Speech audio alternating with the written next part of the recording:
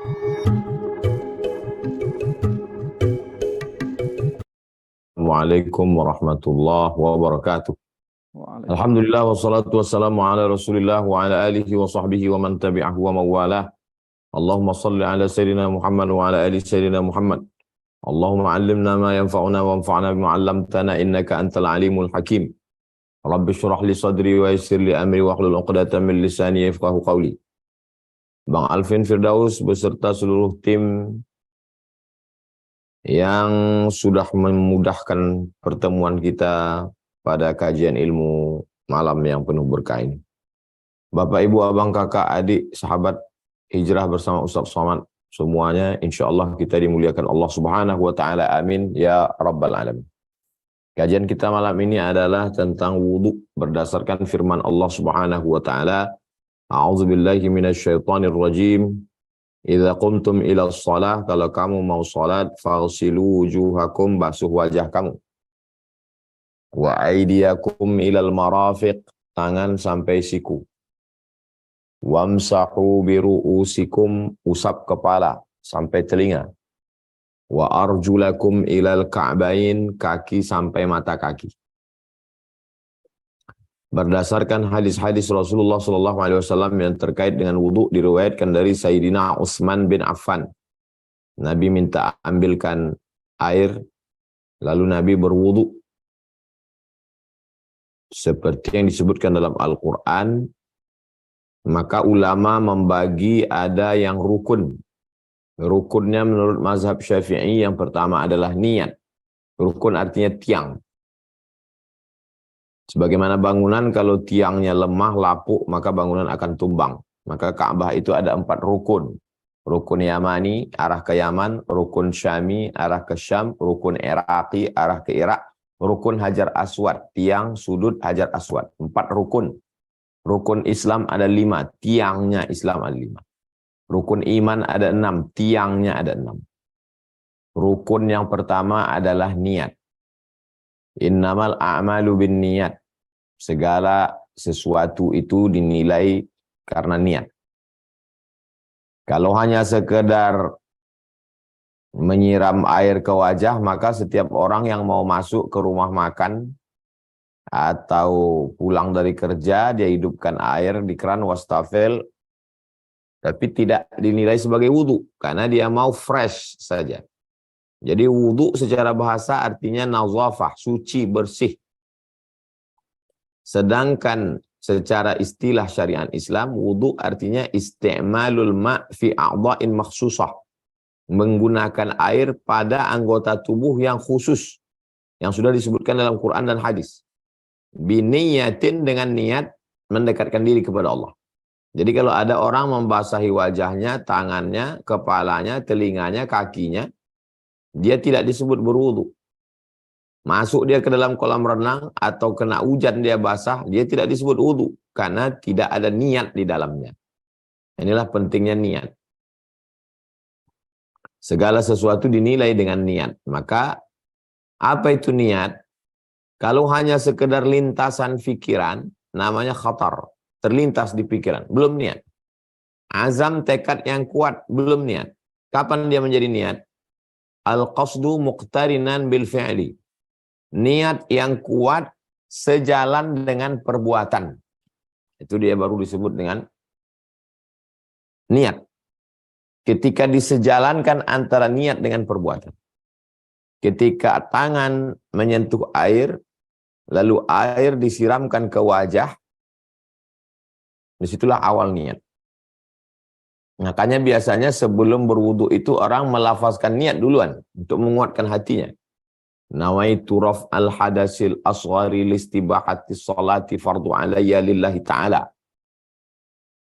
Enggak perlu dilafazkan kalau hatinya kuat. Saya berniat untuk menghilangkan hadas. Kalau najis kelihatan, kotoran, kencing. Kalau hadas tidak kelihatan. Hadas ada hadas kecil, ada hadas besar. Kalau hadas besar mesti mandi. Mandi junub, mandi wajib. Mandi haid, mandi nifas, mandi istihadah.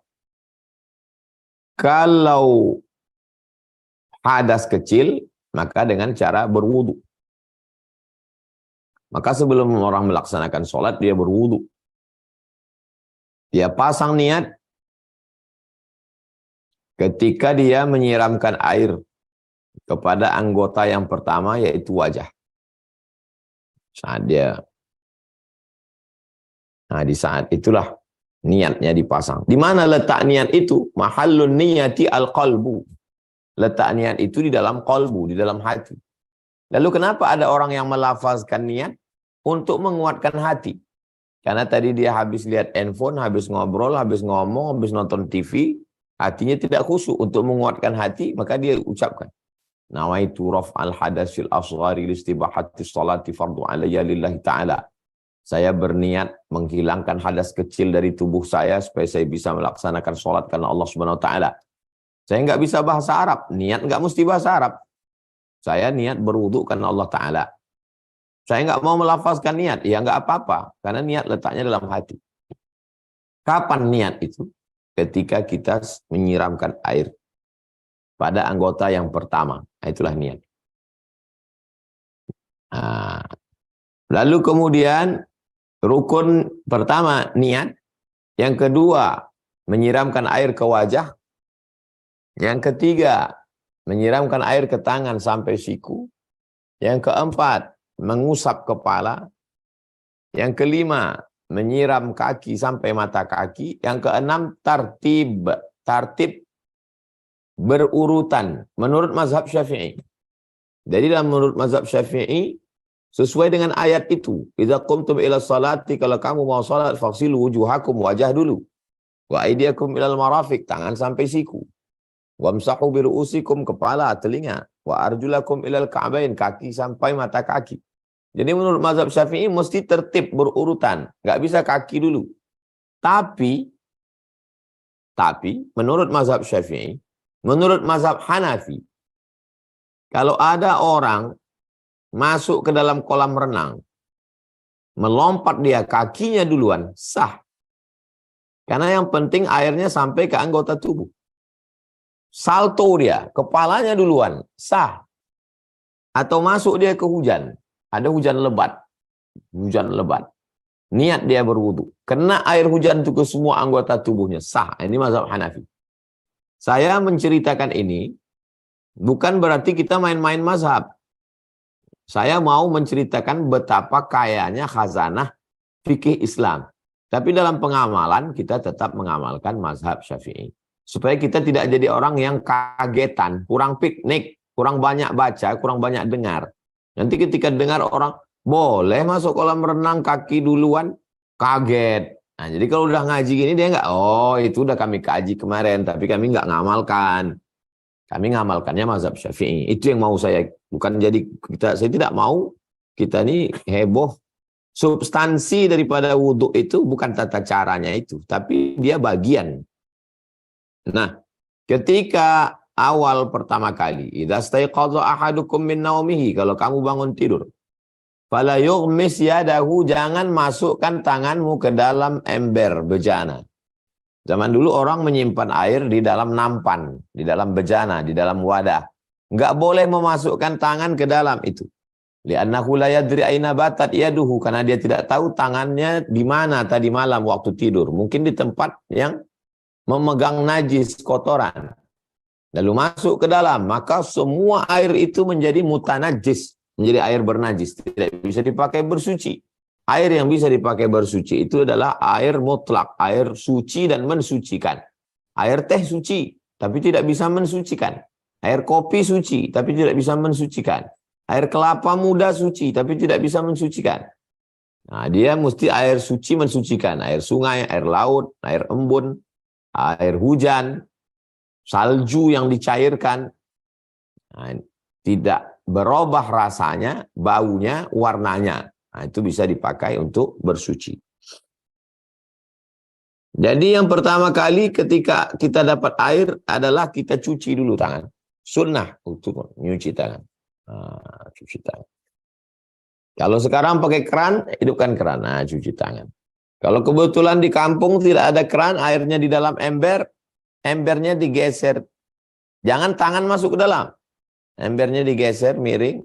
Ada gayung, alhamdulillah pakai gayung. Dah. Setelah itu baru kemudian kumur-kumur. Airnya satu masuk ke dalam mulut dan hidung sekali. Mulut kumur-kumur, hidung matmadah istinshaq istinsar. Supaya mulut bersih, hidung bersih. Bersih. Jadi kalau kebetulan ada kotoran di hidungnya, debu, musim flu segala macam, itu amat sangat baik. Saat ditarik air itu hidung, itu membantu. Dulu waktu kecil kalau kita kena influenza, orang tua menyuruh tarik ke atas. Memang perih dia, pedih. Tapi setelah itu kita fresh. Dahak-dahak kotoran keluar. Itu juga membantu oksigen naik ke otak. Jadi otak kita ini perlu oksigen yang dibawa oleh darah. Jadi ketika orang istinshaq, bersih. Tangan bersih, mulut bersih. Laula an asyqa ala ummati, kalau tidak memberatkan bagi umatku, la amartuhum bisiwak. Aku suruh mereka bersiwak inda kulli shalah. Jadi kalau ada siwak, kalau tidak ada siwak, gosok gigi. Kalau tidak, masuk ke dalam. Supaya kalau ada makanan-makanan, kumur-kumurnya keras. Supaya lepas semuanya, tidak mengganggu nanti waktu saat sholat. Tangannya sudah bersih, mulut sudah bersih, hidung sudah bersih. Lalu kemudian disiramkanlah air ke wajah. Batas yang kena itu adalah batas tumbuhnya rambut di atas. Batas tumbuhnya rambut yang normal. Normal. Yang biasa tumbuh. Ada yang biasa tumbuh. Samping ini sampai ke bawah. Jadi air, kalau dia pakai keran air ditampung. Kalau dia pakai bejana dimiringkan. Atau pakai gayung disiramkan. Lalu disiramkanlah air ke wajah. Basah semua. Satu kali. Yang kedua, basah semua. Dua kali. Atau dia tampung begini. Kena semua. Jangan sampai ada sebesar beras, sebesar ujung jari yang tidak terkena air wudhu. Setelah bersih semua, baru kemudian tangan. Wa aidiakum ilal marafiq. Tangan sampai ke siku. Kalau dia pakai keran, dia tampung. Dari ujung ini sampai kemari. Kalau dia pakai bejana, dia miringkan. Atau kalau pakai gayung. Kena semua. Kalau tangannya ada bulu-bulunya, dia gosok supaya kena semua. Ini di celah-celah, takhlil namanya, celah. Kalau dia ada cincin, dia putar cincinnya. Nabi pakai cincin, diputar. Memutar cincin termasuk sunnah. Satu, siram lagi. Dua, lagi. Tiga. Baru kemudian sebelah sini. Satu. Gosok semua. Sampai kemari. Saya pernah melihat orang berwudu. Sini saja. Tak sampai kemari. Macam mana wudu? Wudu sampai ke siku. Udah. Setelah itu baru kemudian wamsahu bi ru'usikum. Usaplah kepala. Kalau wajah disiram, kalau tangan disiram, kalau kepala tidak disiram. Kepala diusap. Tangannya dibasahi air, lalu kemudian diusap. Mazhab Syafi'i, sedikit saja kena sudah cukup. Jadi kena. Makanya kadang ada orang berwudu sedikit saja. Cukup, sedikit saja. Ubun-ubun, nausiyah bagian depan. Dalam mazhab Syafi'i, lain air untuk kepala, nanti ada air baru lagi untuk telinga. Dia basahkan, baru kemudian telinga. Ini untuk bagian dalam. Ini untuk bagian luar. Jadi kalau tangannya kena air, ini untuk bagian dalam. Kena semua. Ini untuk bagian luar telinga. Dua. Ini untuk bagian dalam. Ini bagian luar. Dalam mazhab Syafi'i, kepala 3 kali, telinga 3 kali. Sedangkan dalam mazhab Maliki, tangan dibasahi. Setelah dibasah, diusap dari depan sampai ke belakang, ke tengkuk. Maju lagi ke depan, lalu ke telinga. Sekali saja. Saya ulang sekali lagi. Tangan dibasahkan, setelah basah, baru dipegang. Dari depan ke belakang, sampai ke tengkuk, maju ke depan, baru ke telinga. Ini bagian dalam, ini bagian luar. Sekali saja. Mazhab Maliki. Dari mana dasarnya? Mereka semua pakai hadis. Mazhab Syafi'i pakai hadis, mazhab Maliki pakai hadis. Mazhab Hanafi pakai hadis. Hadis tentang mengusap kepala. Bahwa sahabat melihat Nabi memasukkan tangannya ke balik sorban. Nabi pakai sorban. Lalu Nabi memasukkan tapak tangannya ke dalam. Itulah dalil mazhab Hanafi bahwa kepala yang mesti basah itu 1/4 kepala. Karena kepala ini dibagi 4 telapak tangan. 1, 2, 3, 4. Dalilnya dari mana? Dari hadis Nabi. Waktu Nabi memasukkan itu 1/4. Hadis yang kedua. Nabi membasahi telapak tangannya. Nabi mengusap dari depan ke belakang, maju ke depan, lalu ke telinga. Hadis sahih juga. Hadis yang ketiga, Nabi pakai sorban. Nabi hanya mengusap sorbannya. Tangannya basah, mengusap sorban. Kena rambutnya sedikit. Nah, itulah yang dijadikan dalil mazhab Syafi'i. Kena rambut sedikit pun sah. Karena waktu dia mengusap itu kena rambutnya sedikit. Sah. Kita nggak usah pakai mazhab Pak Ustadz, nggak usah pakai mazhab Hanafi, Maliki, Syafi'i, pakai hadis aja langsung. Loh, ulama ini pakai hadis. Mana ada ulama berani nggak pakai hadis? Hanya saja mazhab Syafi'i dia pakai hadis yang mengusap sorban, kena rambut sedikit. Mazhab Maliki memakai hadis yang mengusap kepala semua sampai ke tengkuk. Mazhab Hanafi memakai hadis yang mengusap 1/4 kepala. Semuanya pakai hadis, semuanya pakai sunnah Nabi Muhammad SAW. Ulama ini yang menyusunnya secara sistematis. Lalu kemudian kaki. Kaki sampai mata kaki. Kaki sampai mata kaki. Jadi kalau diumpamakan nih kaki, ini mata kaki disiram.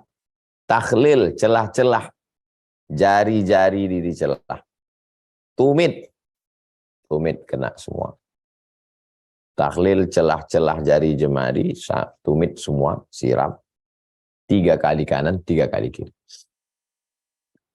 Niat, wajah, tangan, kepala, kaki, tartib. Tartib artinya berurutan. Lalu kemudian setelah itu berdoa, asyhadu an la ilaha illallah wahdahu la syarikalah. Wa asyhadu anna sayyidina Muhammadan abduhu wa rasuluh. Allahumma ja'alni minat tawabin. Wa ja'alni minal mutatahhirin. Wa ja'alni min ibadikas salihin.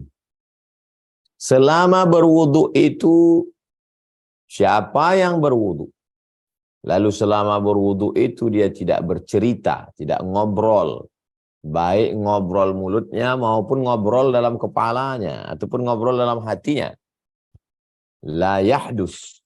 Tidak ada cerita. Cerita di mulut, cerita di kepala, cerita di hati. Dia khusyuk. Setelah itu dia berdoa. Asyhadu an la ilaha illallah la syarikalah. Aku bersaksi tiada Tuhan selain Allah. Tiada sekutu baginya. Wa asyhadu anna sayyidina Muhammadan abduhu wa rasuluh. Aku bersaksi bahwa Nabi Muhammad SAW adalah Rasul utusan Allah. Allahumma ja'alni minat tawabin. Jadikan aku orang yang bertaubat. Ja'alni minal mutatahhirin. Jadikan aku orang yang mensucikan hati diri.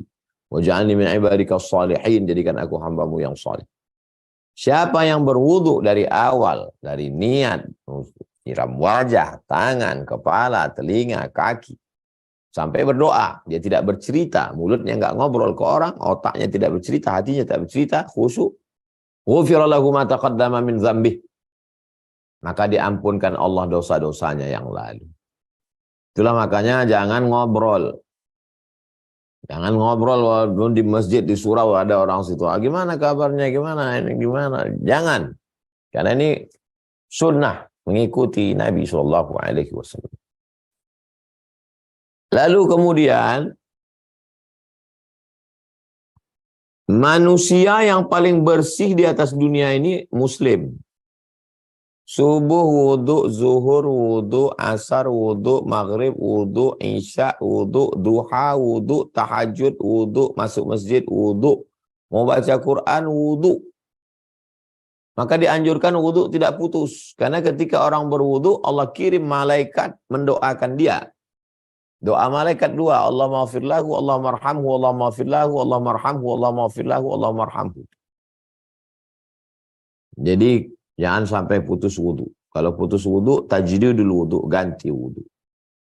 Begitulah hebatnya.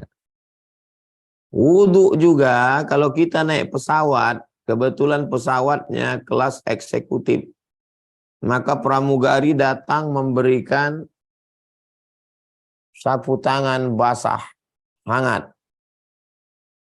Dulu sapu tangan basah hangat, silakan. Sekarang pakai sapu tangan tisu basah dingin, mengandung alkohol. Lapkan ke tangan, lapkan ke muka, lapkan ke leher. Fresh. Orang-orang kaya pergi ke rumah makan, ada wastafel, cuci tangan. Ada anduknya. Fresh. Maka orang Islam, orang paling fresh di dunia.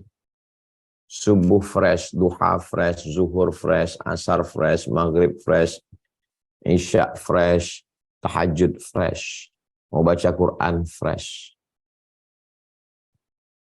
Lalu kemudian cerita tentang masalah bersih. Semua orang bersih belum tentu suci. Tapi semua yang suci pasti bersih. Kita insya Allah bersih dan suci. Bersih zahir, suci belum tentu. Banyak orang bersih tapi tak suci. Tapi semua orang yang suci itu bersih. Maka saat berwudu kita dapat dua-duanya. Sucinya dapat, bersihnya dapat. Merasa salah, merasa berdosa, merasa berkhianat, merasa banyak silap, merasa banyak. Itu membuat kita down. Maka di saat berwudu semuanya bersih. Di saat kita mencuci tangan, saat itu bersihlah dosa-dosa tangan. Di saat air masuk ke mulut, saat itu bersihlah dosa-dosa mulut, dosa lidah. Di saat air menyiram muka, maka bersihlah dosa-dosa biji mata, wajah, semuanya. Di saat tangan disiram air, bersihlah dosa-dosa celah jari jemari tangan. Di saat air mengusap kepala, bersihlah kepala beserta dosa otak, isi kepala, lintasan macam-macam keluar dari lubang telinga. Di saat air menyiram kaki, maka bersihlah dosa-dosa kaki. Dosa-dosa kaki mengalir bersama air. Dosa mata lepas bersama air wajah. Dosa tangan lepas bersama air turun dari tangan. Dosa kepala lepas bersama air yang mengusap kepala hingga ke telinga. Dosa kaki lepas bersama air yang menyiram kaki hingga celah-celah kaki, kuku-kuku kaki bersih. Setelah itu dia perbaharui imannya kepada Allah. Asyhadu an la ilaha illallah wa la syarika lah wa asyhadu anna sayyidina Muhammadan abduhu wa rasuluhu. Allahumma ja'alni minat tawwabin. Jadikan aku orang yang bertaubat. Ja'alni minal mutatahhirin. Jadikan aku orang yang mensucikan diri. Badanku, wajahku, tanganku, kepalaku, kakiku sudah suci tapi dosa. Maka minal mutatahhirin. Waj'alni min ibadikas salihin. Jadikan aku hambamu yang saleh. Kenapa selesai berwudu minta jadi orang saleh? Karena orang yang saleh didoakan semua orang yang sholat. Habis berwudu di tempat wudu Masjidil Haram, masuk ke dalam Masjidil Haram, berdoa. Yang sholat di Masjidil Haram, musim haji, 3 juta orang, 4,7 juta orang dulu waktu ada kuota, sekarang unlimited bisa sampai 9 juta orang. Maka semua orang yang ada di situ mendoakan orang soleh. Kapan? At-tahiyatul mubarakatus salawatut tayyibatu lillah. Assalamu alayka ayuhan nabi wa rahmatullahi wa barakatuh. Keselamatan untukmu wahai Nabi Muhammad sallallahu alaihi wasallam, rahmat beserta berkah Allah untukmu. Wassalamu alayna wa ala ibadillahis salihin. Keselamatan untuk kami semua dan selamat untuk semua hamba-hamba yang saleh. Itulah mengapa kita minta waj'alni min ibadikas salihin, jadikan aku hambamu yang saleh. Karena orang yang soleh sajalah. Makanya Nabi Ibrahim minta Rabbi habli minas salihin. Nabi Zakaria minta Rabbi minadunka dzurriatan thayyibah. Orang-orang yang mati itu minta jadi orang soleh. Laula akhartani ila ajalin qarib. Beri aku waktu supaya aku bisa hidup lagi. Fa'asaddaqa, aku mau bersedekah. Wa akum minas salihin. Aku ingin jadi orang yang soleh. Kenapa? Karena orang yang soleh didoakan oleh semua orang yang soleh. Nah ini kesolehan melalui wudhu. Wudhu juga mengandung kesehatan yang luar biasa. Sebagaimana ujung-ujung jari ini mengeluarkan keringat-keringat. Saya pergi ke rumah sakit, ada iklan di depan lift. Gambar jari 5. Cuci aku dong. Ternyata keringat dari kelingking menyebabkan penyakit ini. Ini penyakit ini. Ini penyakit ini. Penyakit mencret, tipoid, penyakit, macam-macam penyakit. Iklannya cuci aku dong. Saya waktu melihat itu, Allahu Akbar. Agamaku sudah mengajarkan cuci aku dong 1444 tahun yang lalu. Cuci aku dong. Cuci tangan, kita cuci tangan, cuci tangan, cuci tangan. Sehat walafiat, zahir dan batin. Sekarang diajarkan anak-anak sekolah bawa sabun, bawa gayung. Hari cuci tangan internasional. Semua disuruh cuci tangan. Gini cara cuci tangan ya, pakai sabun ya, bersih ya. Cuci tangan. Bagaimana air sampai ke kuku kalau kukunya panjang? Kalau air kukunya panjang itu ada air tidak masuk ke celah kuku bagian depan, jari bagian depan. Ternyata sekarang ada iklan. Pakai mikroskop besar sekali, rupanya di celah-celah kuku ini banyak sekali telur cacing. Ujung-ujung rambut, kotoran-kotoran yang luar biasa dikorek. Kita diajarkan memotong kuku hari Jumat. Bersih. Kayak dulu di sekolah, di pondok, diperiksa nih ujung-ujung jari. Diperiksa ujung-ujung jari. Bersih. Kita diajarkan bersih yang luar biasa. Wa aydiyakum ilal marafiq. Siramlah tanganmu sampai ke siku. Walaupun kalau ada orang yang menyuci tangannya dari siku sampai ke sini, sah. Kalau ada orang yang mencuci tangan, dia hidupkan keran, cuci sampai ke ujung, sah. Tapi kenapa dalam ayat itu, wa aydiyakum ilal marafiq, sampai ke siku? Ternyata dokter jamaah kita menjelaskan, Ustaz Somad, kami kalau mau operasi, kami cuci tangan, persis seperti yang ada dalam Quran. Kami cuci tangannya sampai ke siku. Bukan begini. Karena kalau cuci tangan begini, berarti kuman-kuman menggelantung di ujung jari. Bakteri, penyakit. Tapi kalau mencuci tangan begini, maka ujung jari steril. Karena turun semua. Subhanallah, Masya Allah, Tabarakallah. Dari mana Nabi Muhammad SAW? Jadi ke depan, anak-anak kita menghafal Quran, menghafal hadis Nabi. Habis itu dia belajar bahasa Arab, memahaminya. Nanti di perguruan tinggi, dia dari fakultas kedokteran, dia akan menjelaskan mukjizat ilmiah dalam wudhu. Mukjizat medis dan kesehatan dalam wudhu. Sampai akhirnya orang-orang barat itu menemukan kebenaran dalam wudhu. Hari ini mereka boleh nodai Islam dengan teroris, rasialis, Islam ini fasis, tapi nanti mereka akan melihat ajaran Islam, ajaran kebersihan, kesucian, penjagaan pemeliharaan air. Mengapa umat Islam yang nabinya bukan dari tepi sungai, tapi dari gurun pasir, tapi ibadahnya banyak menggunakan air? Mandi wajib air, mandi melahirkan air, mandi junub air, mandi habis haid air, mandi nifas air, berwudu menggunakan air. Padahal agamanya datang dari tempat susah mendapatkan air. Tanzilal Azizir Rahim. Agama ini datang bukan dari orang, bukan dari daerah. Agama ini datang dari Allah Subhanahu wa taala. Dia bukan produk lingkungannya. Dia datang dari Allah Subhanahu wa taala. Kalau ada di antara gurun pasir itu tumbuh bunga kaktus biasa, karena memang kaktus tumbuhnya di pasir. Tapi di tengah gurun pasir itu ada tumbuh satu bunga mawar yang cantik dan indah, berarti dia bukan produk lingkungannya, dia datang dari tempat lain. Islam datang dari Allah Subhanahu wa taala di telah gurun pasir yang tandus, ibadahnya menggunakan air. Jadi dengan air kita fresh, dengan air kita bersih, dengan air kita suci, dengan air kita beribadah. Dan wudu juga mengajarkan kita untuk menjaga air. Air ini mesti dijaga. Kenapa? Karena berwudu tidak sah kalau tidak menggunakan air, maka menjaga air hukumnya wajib. Ma la yatimul wajibu illa bihi fahuwa wajib. Kalau yang wajib itu tidak sempurna karena dia, maka menjaga dia hukumnya wajib. Wudu ini tidak sempurna kalau tidak ada air, maka menjaga air itu hukumnya wajib. Maka jangan sampai kotori air. La yabulanna ahadukum fil ma'id daim. Tidak boleh kencing di air yang tergenang. Ada kelihatan air tergenang, nggak mengalir, kencing, nggak boleh. Mungkin orang akan berwudu di sana. Tidak boleh buang limbah sembarangan. Dulu sungai-sungai yang membelah kota, anak-anak kecil tahun 70-an mandi. Sekarang warnanya butek, baunya busuk, najis semuanya. WC terpanjang di dunia.